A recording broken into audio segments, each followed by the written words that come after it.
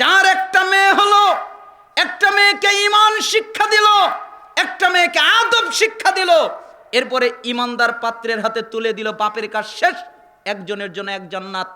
উত্তম লালন পালন করলো।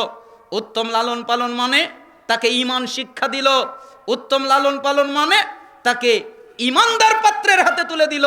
বাপের কাজ শেষ, একটা হলে একটা, দুটা হলে দুটা, তিনটা হলে তিনটা জান্নাত। তো আপনি তো মেয়েকে তুলে দিচ্ছেন কাফের মুশরিক বেঈমানের সাথে। জান্নাত তো দূরের কথা, মরার পরে বুঝবেন জান্নাত না জাহান্নাম।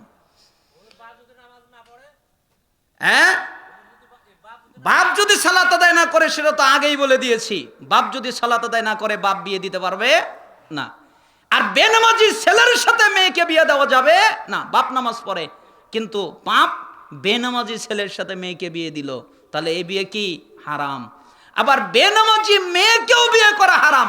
আর আপনি যদি বলেন দুটাই নামাজ পড়ে না, তো দুটাই পড়েন ওর জন্য আর কি ফতোয়া? আমার ফতোয়া দিতে এসেছি?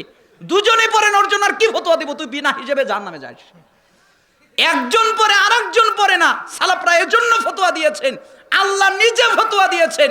স্বামী সালাত আদায় করে, স্ত্রী সালাত আদায় করে না। স্ত্রী সালাত আদায় করে, স্বামী সালাত আদায় করে না। আল্লাহ বলেছেন তাদের বিবাহ বিচ্ছিন্ন করে দাও, আর সালাফরা বলেছেন অটো তালাক।